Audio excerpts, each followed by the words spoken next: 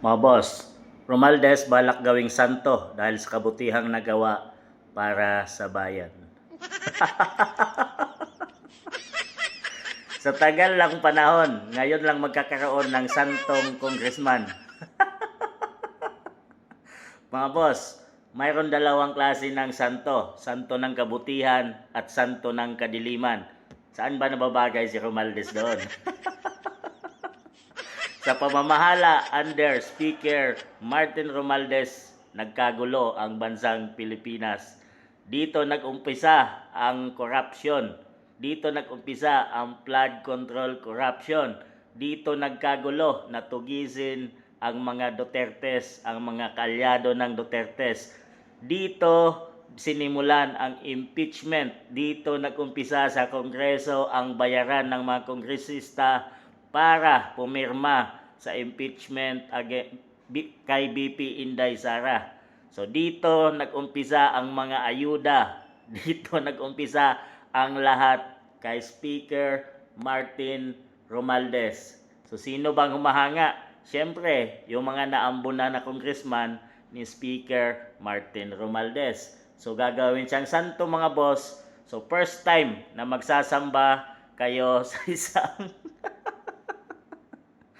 kadilimang santo. So may dalawang klase ng santo, ang kabutihang santo at ang kadilimang santo.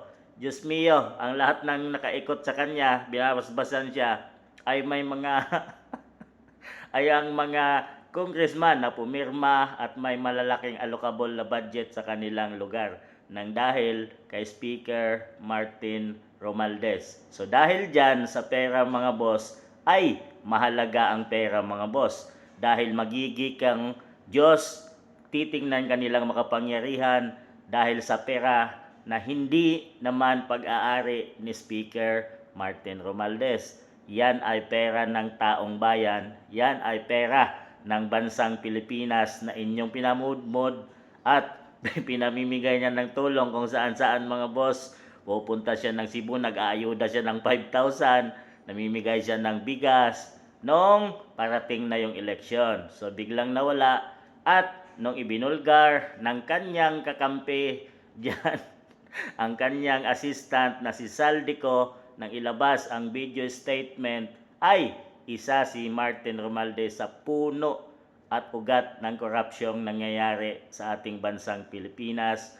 Budget insertion, billions mga boss na galing sa pera ng taong bayan. At dahil sa administrasyon at dahil sa Senate hearing ng Blue Ribbon ni Ping Lacson at syempre ni Tito Soto na bilang Senate President ay inilihis nila at hindi napunta kay Speaker Martin Romualdez ang kasalanan ng flood control corruption mga boss.